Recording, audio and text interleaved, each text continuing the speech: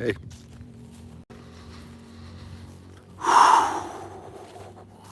YouTube. So,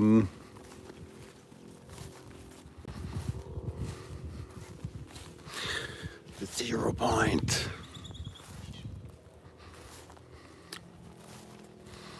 So I've been,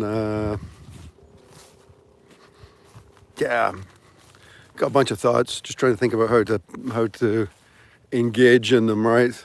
How to engage in the thoughts. How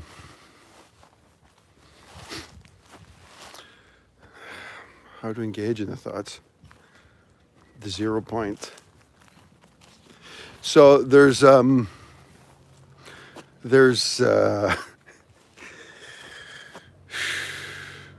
stream of consciousness. Let's start with the stream of consciousness. The stream of thoughts, the stream of what you're thinking right now. The stream of what you're thinking right now seems pretty well defined. Maybe. But it's really fluid, and it's actually got scaffolding. It's got architecture. It's got like architecture around the thought stream.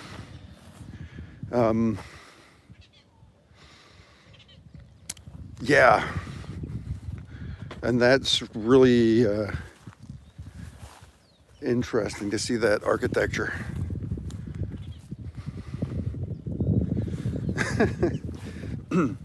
It's I was talking about this with somebody about the not just the 0 point, but just like the let's just talk about behaviors,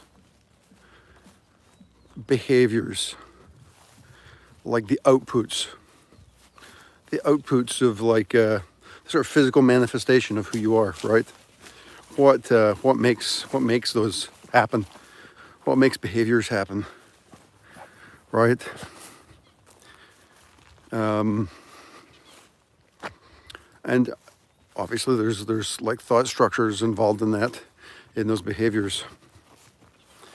But as I remember mentioning this years ago, was like there was I remember observing that there was like a possibility that thought patterns could get hijacked, like they could get hijacked from various energies, and the problem is they get hijacked before the point of conscious awareness. So when you perceive them, it seems like your thoughts. They appear to be, they're interpreted to be you. I think some of this stuff is karmic.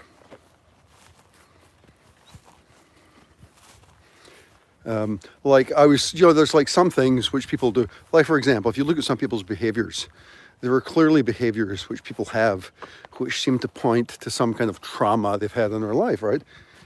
Like you're traumatized, that's why you're behaving thusly, right? But sometimes people behave thusly and they actually don't have specific identifiable trauma, right? So therefore, why are they behaving in such and such a way?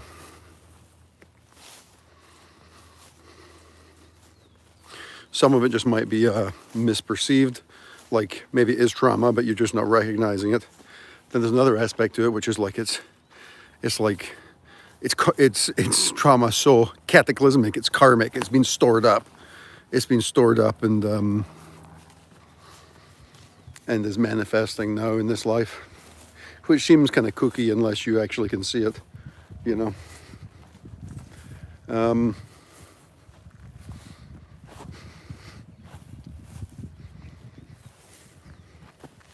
Hi. So the there's an insight here. I'm trying to get to the insight. What? I don't know how to word this. I think when you get into this area, it becomes pretty abstract. So it's like, can you explain this stuff? But the point I'm heading towards, I guess, is that there's this point of consciousness, which is like the now moment, from which everything emerges. It's almost like the Big Bang is, there's no bang, it's just big, or it's minuscule, but it's happening all the time. There's this infinite radiance of awareness happening all the time. Dude, it's unbelievable. And that point of awareness, which is radiating all the time, is interpreted as this, like, in a sort of common language of common life, but it's actually pretty unbelievable. But because that infinite radiance is happening all the time, what can happen is if there's like some kind of like misinterpretation, if there's some kind of misinterpretation of of what's happening, that misinterpretation itself can be traumatic. Just the misinterpretation.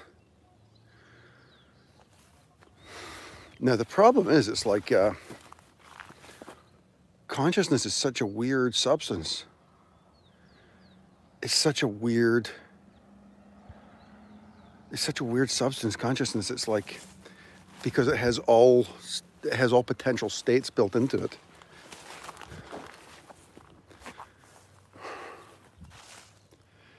But what can happen is if there's a misinterpretation, it's almost like puts a dent into the surface of this conscious structure, which is ephemeral. But in this moment, it has some kind of deformation, and that deformation changes the current of the stream of awareness. Now, I'm not saying this is problematic. This seems to be like the way things are supposed to happen, right? So that's just the way it is, right? These energetic structures, and some of them are karmic, some of them are happening on like a momentary basis for misapprehension. So like if you do misunderstand something, it's almost like you get re-traumatized because you keep thinking the same way.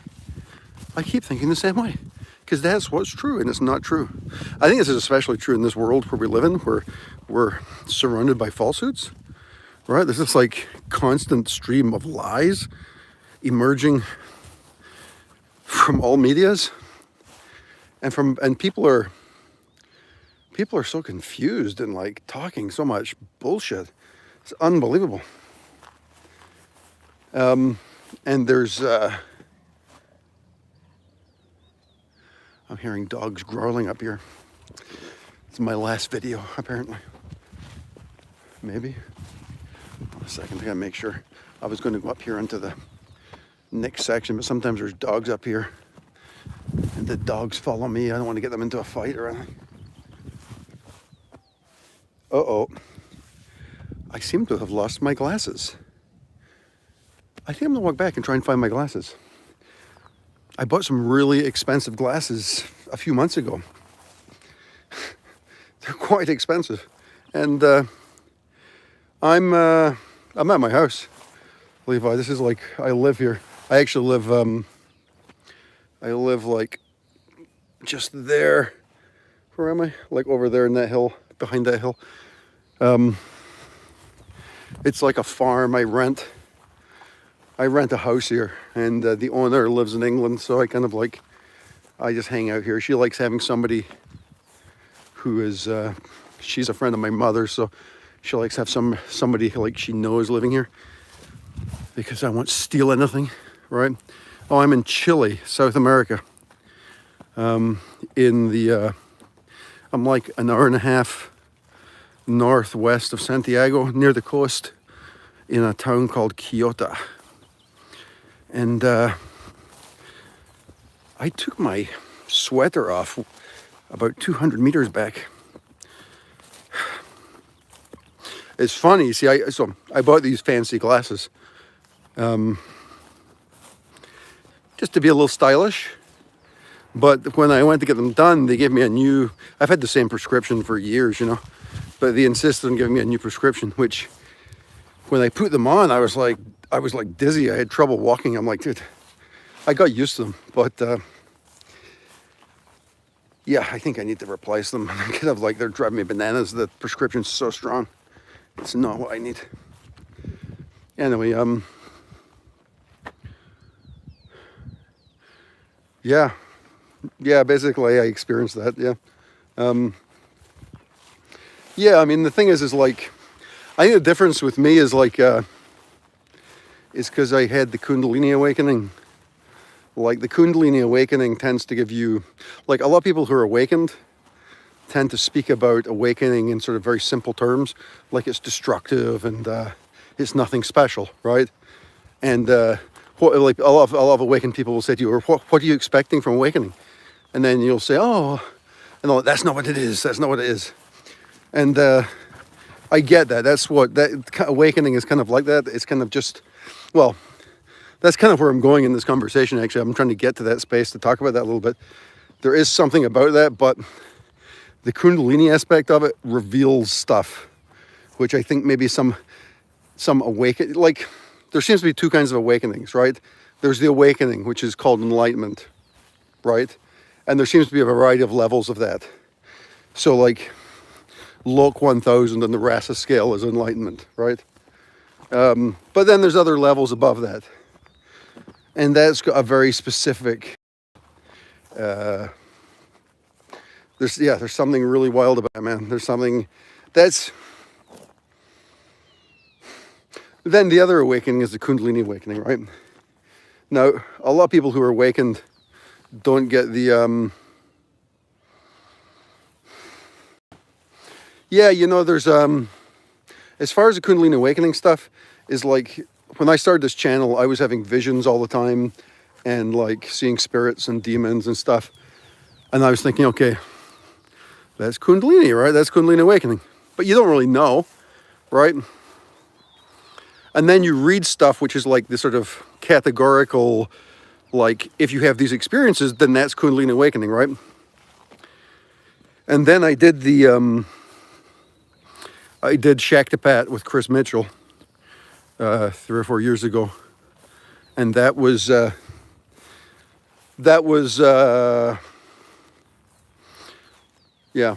that was really profound. That was, there's this, you know, there's a Kundalini activation, and then so during the activation stage, you can have visions and get all weird and, yeah. I mean, to be honest with you, the activation and the awakening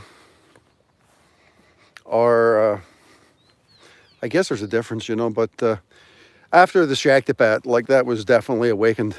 And then before I even did the Shaktipat, because I did the, I had the initiation from Julian, you know, like, and like, I mean, it's really easy. If I want to like push Kundalini, if I want to have the big experience of throwing it out through my crown chakra, I can do that, you know. It's just like, I'm not sure why to do that. Like I've done it a bunch of times, you know. The last time, yeah, here's the funny thing too, is there's like, you can initiate that through energy work, but the really big ones which you tend to count are the ones which happen kind of by themselves. So the last time it happened was in Lima in Peru 2 years ago. And I was meditating on meditation of Nisargadatta as described by Adyashanti.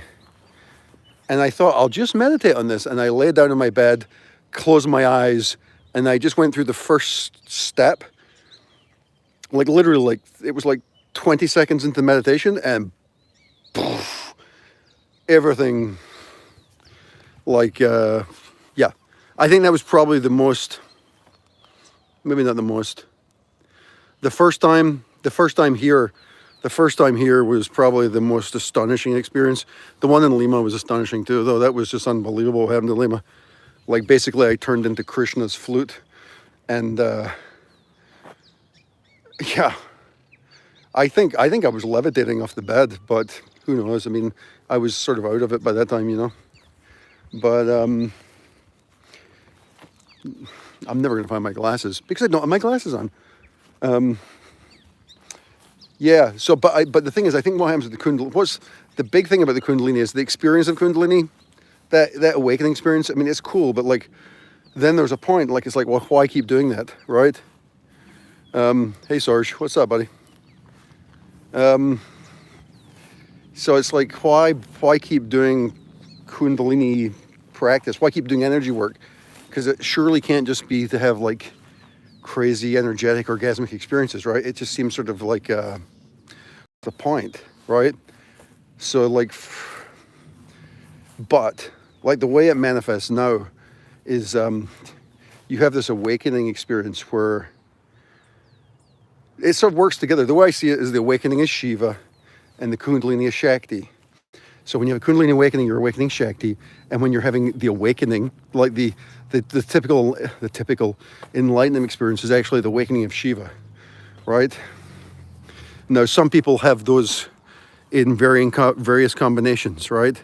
So if you look at Gopi Krishna's books, he clearly had both at the same time, and just one of them is enough, right? And it's, just one of them. It's actually probably one process, which just manifests differently. So people divide it into two processes just so they can understand it better, right? But there does seem to be a different vibe between the two experiences. I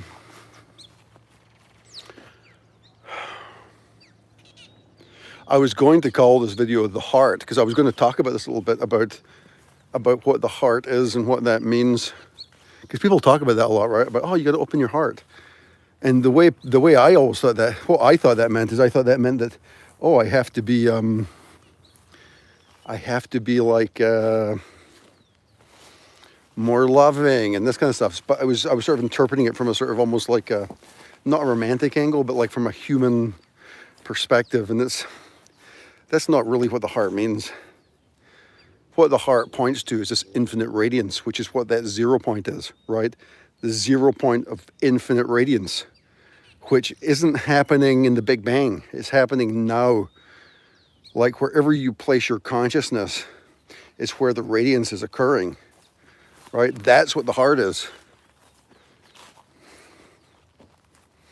But there's like some kind of mechanical connection between thoughts and the infinite radiance, which corresponds to Shiva and Shakti, And it's an interesting thing to think about because, like, obviously somebody like Jesus, for example, is often identified as like the Sacred Heart, right? What is the Sacred Heart? That's the Sacred Heart. It's the infinite.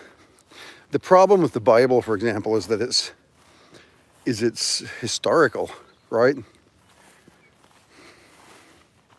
I mean, I guess people would argue it's not historical, but I mean, it certainly comes across as a historical narrative, right? But that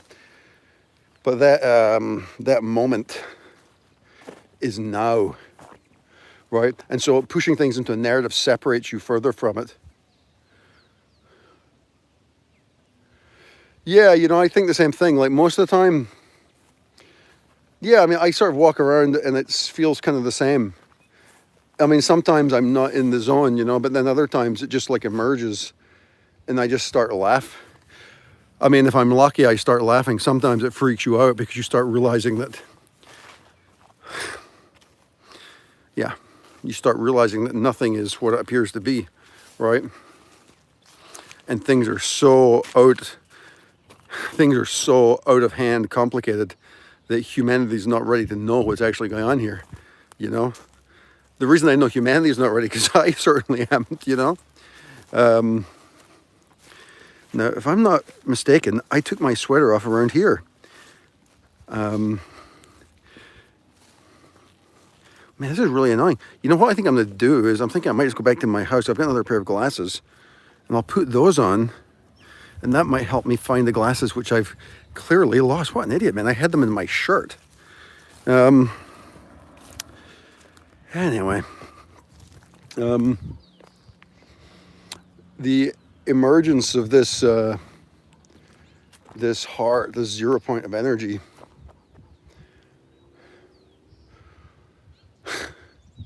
it's funny, like As some of you know, I've been following that guy, Jason Giorgiani, for a while.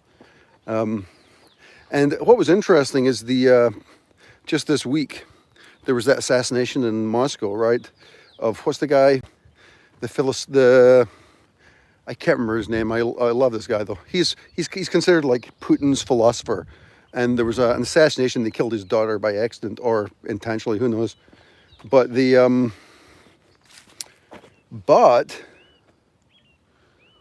what happened was oh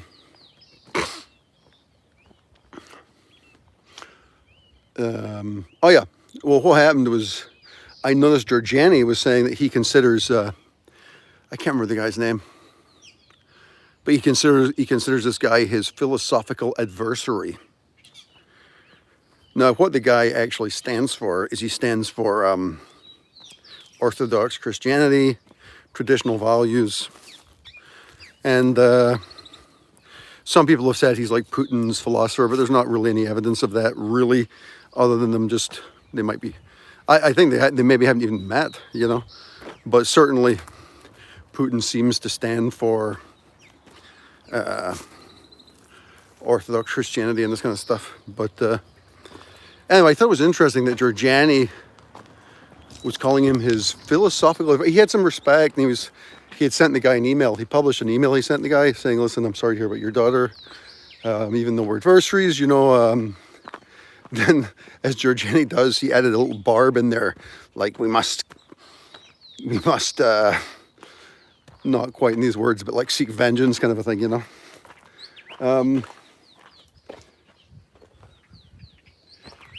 But what was I going to say? Yeah, so, but what's interesting about it is this whole idea about the Orthodox Christianity, because like if it's true, one second, if it's true,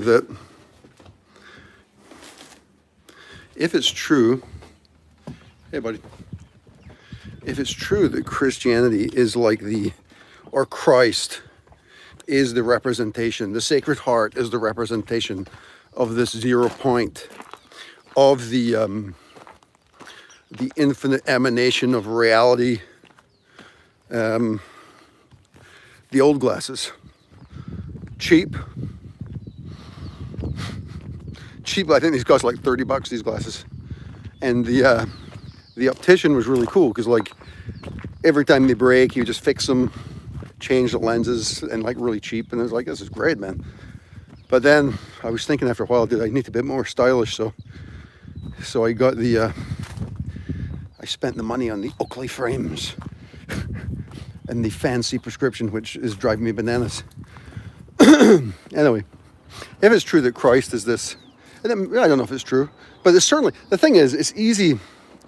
Like I've got a friend who was recently poo-pooing Jesus, and it's certainly easy to do that, you know, because it's like, it's just easy. We all know how easy that is, right? It's fun. It's fun to do that, right? Because there's so many like, there's so much media about this, which makes it engaging to diss Jesus, right? But on the other hand, you know, as much as the church in all of its manifestations has caused huge problems, it's also created some like really real thinkers. Now, Giorgiani talks about this quite a lot, and he considers, he was talking about Aquinas recently and called him an idiot or something. But it seemed like pretty strong words, right? Seemed like pretty strong words. Yeah, I mean, they're as real as... The thing is this about the deities, is like, they seem imaginary until they take you out of your body. And then this world seems imaginary. So they're just every bit as real. And, you know, it's really easy to poo-poo energy structures until you've had some interactions with them. And, you know, like, the thing is, dude, if Krishna is real, and he is, then, you know, Christ is just as real, right? And so, and I think one of the things I liked about Adyashanti is like and also Igor Kufayev, who I like to call Victor. They've both gone through a stage where they've sort of tried to integrate like the religion of their homeland. Like Adyashanti was saying that kind of like, he's like you got to come to terms with this. And it was one of the things that I thought Ram Dass did too, because Ram Dass went to India and everything else. But at the end of his life, he tried to get back in touch with Judaism, and he was like, well, why do I have a problem with this, right? And he tried to sort of integrate that, right? And I quite respect that, because it's easy to get caught up with exotic modalities of awareness, right? But to actually deal with what you were brought up with in a non destructive way, and actually to deal with the conscious structures around it, because if you've got like negative conscious structures about something, that's what's bad, right? Dude, I can't believe I lost these glasses. Dude. If you've got negative thought structures around anything, it's an incredibly negative thing. And I mean, it's not just negative, it's like literally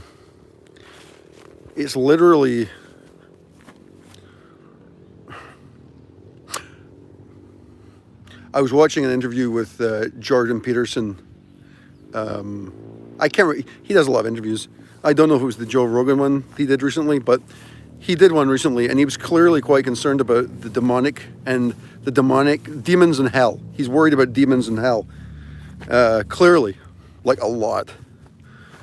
And I don't know what his experience is with those things, but I've certainly had experience with them, and it can be worrisome, especially when you realize that this world is not as it appears to be, and that negativity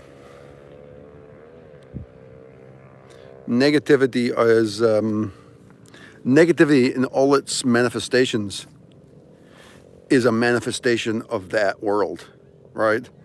It's unresolved energy. If you think Jesus is stupid and all this stuff, then it's just unresolved energy. Why do you feel that way?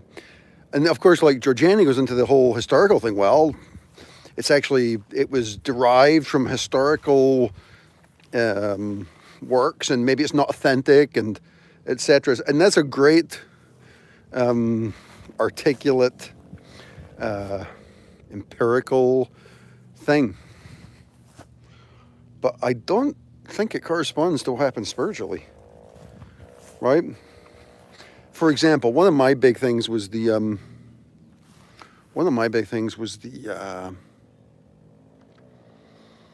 during meditation. I've talked about this before, but during meditation one time on Shiva and Shakti, Ganesha emerged, right? I had an evocation of Ganesha. Hey, buddy. I'm going to look this way. I had an evocation. I'll go up this way. Maybe I left him up here. I had an evocation of Ganesha. And what became apparent during that evocation of Ganesha is that get down! These dogs are going to push me into the friggin' river here. Get down! Get down! Speaking of negativity.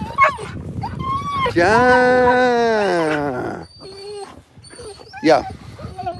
They love going out with me, man. But the Ganesha emerged during this meditation, but what became apparent was that Ganesha isn't a historical figure, right? He's not a historical figure.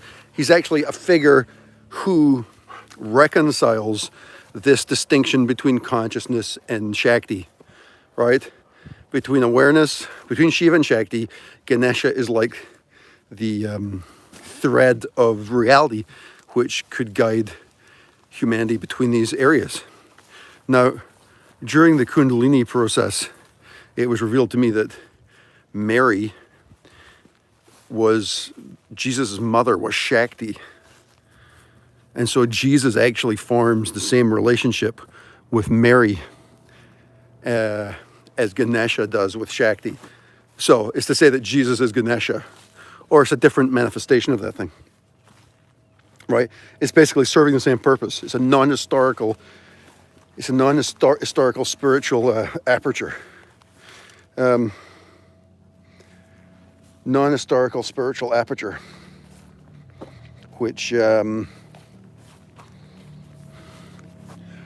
pretty wild. Which is just to say this, is that I'm not sure that hitting the textbooks about this stuff is the way to learn about spirituality, right?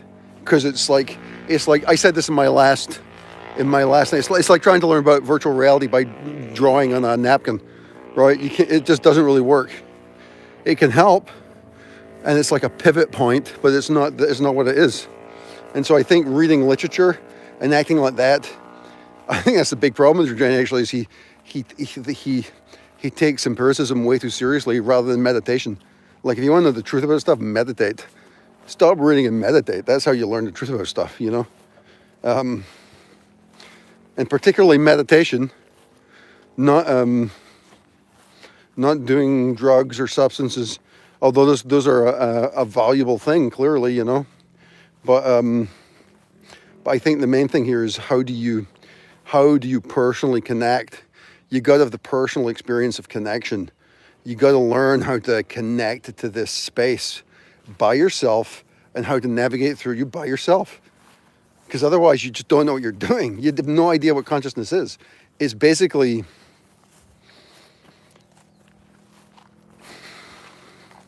you have to get a feel for the texture of consciousness. It's got specific density and texture, and you have to understand that. And you can't really understand it, but you have to know it, like, and also how to cultivate it, because there's real ways of cultivating this, which are significant things, you know. It's like significant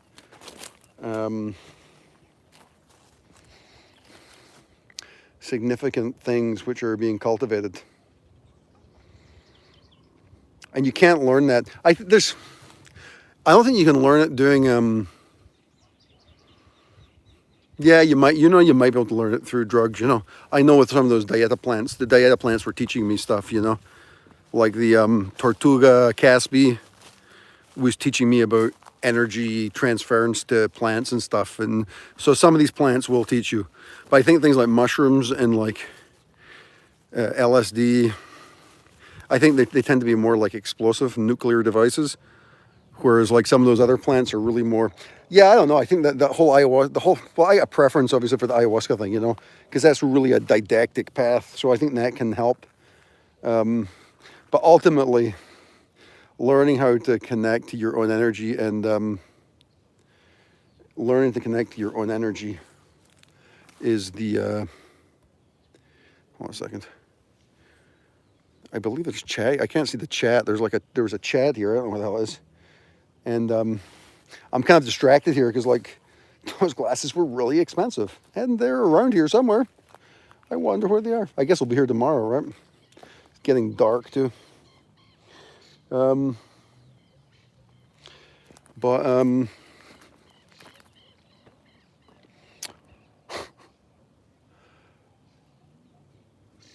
Yeah, texture of consciousness. And so once you can identify the texture of consciousness, see, this is really important because that 0 point is surrounded by consciousness, right?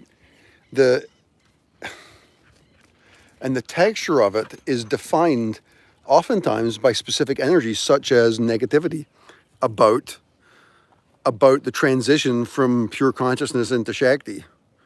And as I just said, that could be defined as like Ganesha, right? So if you're really negative about Ganesha and think Ganesha's full of shit, it's kind of like that kind of energy has got to be kind of like reconciled somehow. It's just not a real...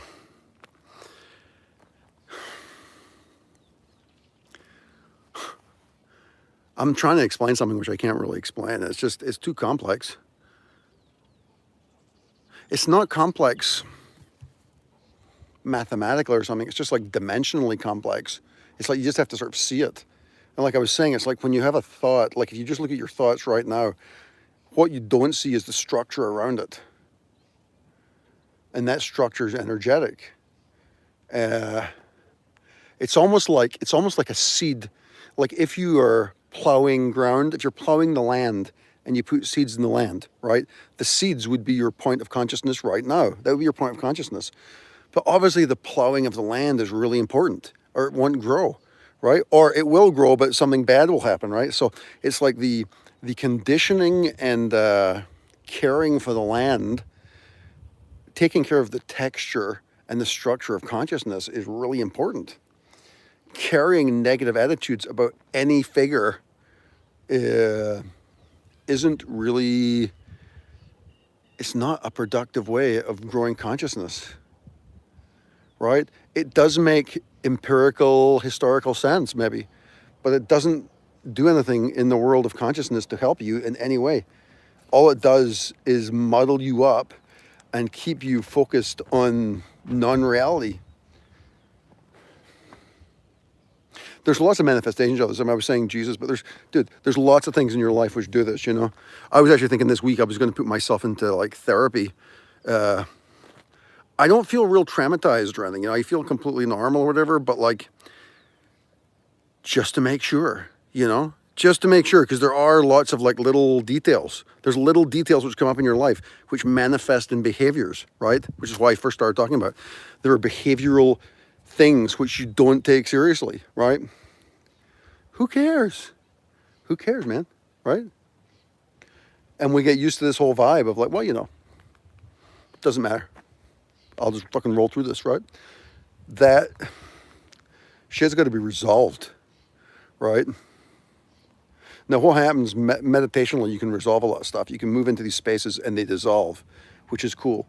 And I'm not actually convinced that traditional therapy is all that useful, but you know, can't hurt, right? Can't hurt to go through some of that stuff and just and vibe out, you know, like get the feeling for just another outlet for conversation, right? Why not, right? So I think any way you can like delve into the psyche is useful to work stuff out, you know? Because a lot of times, like, some of the, this is ridiculous, I'm just walking back and forth here. Some of these behavioral attitudes are, actually symptomatic of something which is childhood trauma, right? Childhood trauma, and like a lot of the childhood trauma, like, it's stuff which was insignificant, but actually takes, childhood trauma, they seem insignificant, but they actually have massive impact in the energy body. And over time, those dents in the energy structure change the flow of consciousness and thereby everything. And so, like when you think about Jordan Peterson and his fear of like hell and demons, then that's really, where that's emerging from is emerging from unresolved issues, right? And you can't resolve those issues by delving historically. Not into literature. I mean, maybe you can use the historical stuff like as a map point, and then you move into it like through consciousness, right?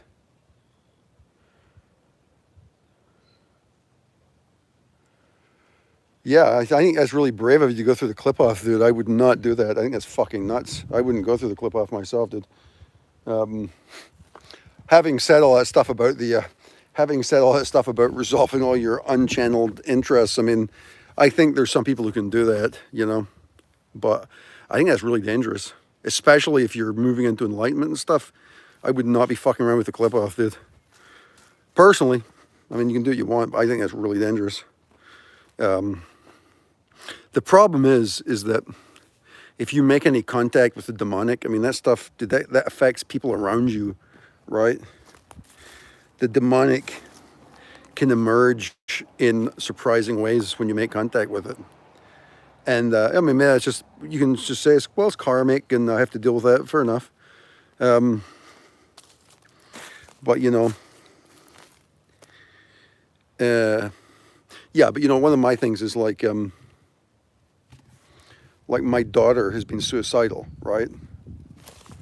And very suicidal. And I was worried that that was emerging from me, right? Because I've been in contact with all kinds of negative spirits. I haven't been trying to contact them, but I have been. And it affects everybody in your life. No. We had her in a psychiatrist and a psychologist, and it's actually helping a lot. It's really, really fucking helped. But I don't think it's the real solution. I think this is like a Band-Aid, but whatever you got to do right now just to make sure that nothing bad happens, you know. But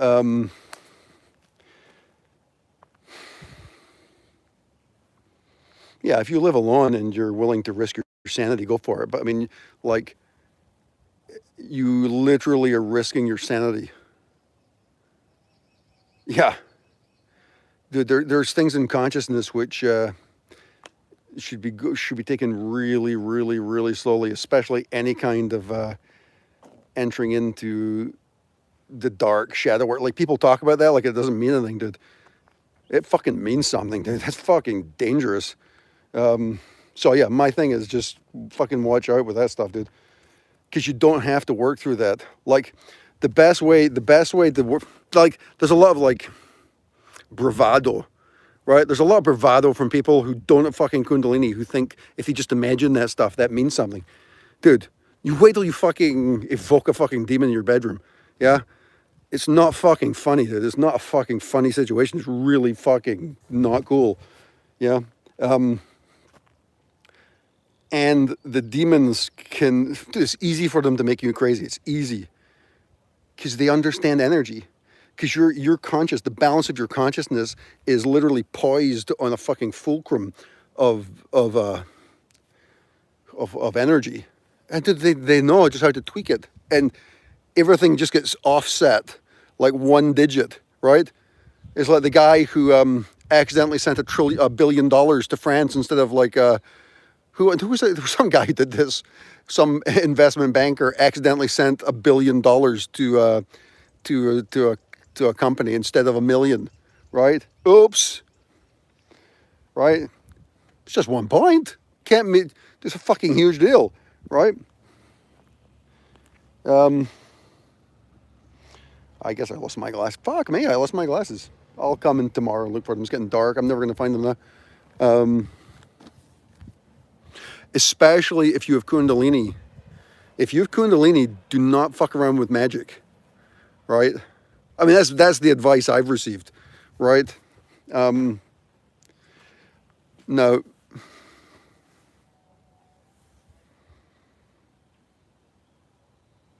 Okay, cool. I mean, it's one thing to know that. I'll tell you, I've had some experiences where where I have, there's a couple of videos I had where I explained what happened, where like what the experience I'm explaining was done to me. So I know what I'm talking about. Dude, the problem with it is when it happens, it's clearly not something about losing your life. It's bigger than this life, right? It's a soul level fucking problem. No. Hey, we're all enlightened. Maybe that doesn't matter, right? We're all above that. We're all one, but dude, whatever. I think the thing is if you want to resolve stuff, just meditate into the space, right? Don't be making contracts with demonic energies. Just fucking meditate. You can meditate into the space of those energies, right? Meditate into the space of the energies and fucking fucking use the word and fucking vibrate into the spaces of consciousness which have this. This is a tantric practice, right? If you vibrate or other mantras into the problematic space, it fucking resolves the issues, right? And if you're not looking to resolve issues, I mean, I'm not talking to you specifically, Matthias, you know, just generally to other people, you know, like, if you're not looking to resolve issues, then why are you there? It's kind of like why I kind of stopped doing energy work. I still do energy work sometimes, but it's like, but what is the point of it, right? What is the point? It's divine technology. Why are you fucking about with the divine technology if you don't have a good purpose to do it, you know? So if you've got a great purpose and you're using it to help somebody, great. But if you're just doing it because it feels good, I don't think that's enough reason, right? It's disrespectful for what it is, you know? So I tend to avoid it. I sometimes do it because I think, just to stay connected. But the way I do it usually is I channel energy through myself, and then I move into prayer. I use it as a channel for prayer, you know?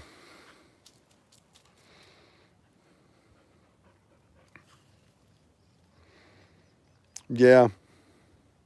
The cool thing, Matthias, about the rasa stuff is, like, all the ideas about soul evolution and stuff.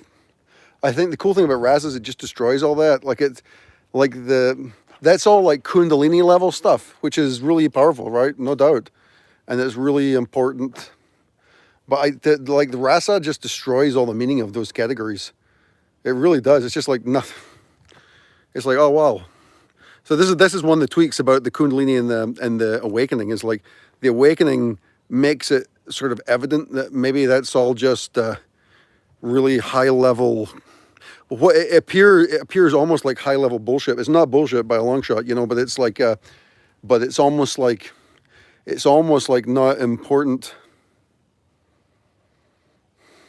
Well, no, I mean, a lot of people might say that, but even Krister is going through like a lot of karmic stuff, right? He's going through a lot of karmic resolving, because all those energy structures still exist, right? So this is the thing. So that's kind of what I'm talking about, about sort of reassessing like your relationship to Ganesha or Jesus or whatever, because it's almost like what you got to do is, as consciousness breaks up, then the smart thing to do is resolve these unresolved energies, right? Because if you don't resolve the unresolved energies, those are the kinds of things which can push you into hell and demonic stuff. Even though hell and demonic stuff is imaginary, and it's just as imaginary as Kundalini, the only problem is this world was created from Kundalini, the whole thing, right? So it's like, so yeah. So I think it's worth resolving it, you know, because yeah, it has to be resolved. I mean, yeah, because it's just too dangerous not to. It's too dangerous for the construct known as Scott, but as we all know, that construct's imaginary. But it won't feel imaginary during the transition, right? So you're just sort of doing this, it's sort of a loving act for the conscious sheath known as your personality. Because if you know your personality doesn't want to go through that shit, right? And so the most loving act you can do is resolve the unresolved energy strands which are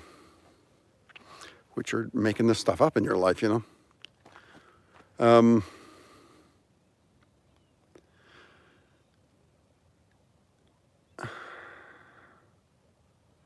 Yeah, you know, there's a lot of stuff I'm doing too, which is like, yeah, you know, the rasa stuff is it just kicks my ass every day. It's unbelievable what's happening. And like right now I'm just talking and it just seems like Scott, you know, but like the stuff that's going on in my life on a daily basis is unfucking believable what's going on. It's unbelievable. It's just astonishing. And sometimes it's too much, you know, you get this complete transparency and like reality. It's like reality doesn't change, but your awareness of it. I'm not getting rasa anymore. I mean, I would do it, but like, it's a pain in the ass for me to like do bank transfers, international bank transfers. So I just haven't done it. So, and plus, to be honest with you, I don't really need it, you know? So, so I haven't done it really. Where am I here? So yeah, but, I would do it. I miss talking to Krister, you know, but like the whole, yeah. Like the problem is like we're still in like COVID restrictions here. So I got to go down to the bank to do an international bank transfer, which I don't want to do. Plus the banks always got huge lines. So I just don't want to do it. Oh no, but I can do PayPal, but he doesn't want to do PayPal anymore. So I haven't done that. But yeah. Yeah, but every day it's just astonishing. Yeah, I mean, I know what you mean about that. I mean, there is the experiential aspect to it, but like the thing is now is like the radiance of rasa, it's still here. It's like, and the thing is like, dude, let me tell you how I feel. Is like I kind of feel like, hey, I kind of like everything's getting blasted away, and it's kind of like I feel like, hey, listen, maybe I don't want to blast all of it away. Maybe I still want to keep a finger in this world, right? Because it's like the blasting away of everything is, dude, it's not nothing. It's not nothing. It's like a really big thing, blasting consciousness as we know it out of the water, which is kind of what's happening, you know. I'm grateful for it, though. I mean, I'm grateful. It's extraordinary. I just think about like, and I think about it from a like karmic perspective. Like it's like, who would have thought this would have happened in my life, dude? I never thought this would happen to me, right? Ever. And it's way bigger than. I was going to say it's way bigger than ayahuasca, but ayahuasca is fucking unbelievable too, you know. But the awakening. And if it's true that the whole awakening thing is, you know, this is really annoying because there's like chat, but the chat keeps vanishing and I can't see it. But if it's true that, like, for example, well, it's interesting because, like, speaking about family, for example, like my family, my mother, my brother, they don't understand Kundalini. Nobody does. I don't understand Kundalini, right? Nobody's going to understand that. But would it be right to tell them to pray, right? Would it be right to tell them to reconnect with their traditional religions? I got to tell you, I think it would be, right? That seems like it's a good idea generally. And given the current state of the world, is traditional morality like a good idea? And honestly, it doesn't seem like a bad idea. Why is there like a black line here where this is really dark? Who knows? So it's something I've been thinking about, just that whole thing, and the whole that whole Adyashanti Kufayev aspect of yeah, dude, it's not just energy. It's super hyper intelligence. It's hyper intelligence beyond all understanding, right? It's hyper intelligence. And the thing is, like, if you feel prana, prana is like, that's like the lubrication for Kundalini, right? So if you can do energy work, people think that energy work's what it's about, you know, but like the prana is just the lubrication for Kundalini. Kundalini is supreme divine intelligence, the end. And you know it when it goes through you, right? So a lot of times dude, some days I just wake up and I start praying. And it's the best thing ever because you start praying and the spirit of divinity fills you, dude. It fills you. It fills you with divinity. The spirit of God moves through you. I guess it's getting pretty dark here. Great. I think I'm gonna stop the video because it's like too dark and it's not really going anywhere now, right? Getting spooky. Yeah. Sorry about that. I'll talk to you guys later. That wasn't a great chat. I may delete this chat afterwards. It wasn't that inspiring or anything, but I just felt the need to talk. But good to see you, brother. Take care, you guys. I'm out of here.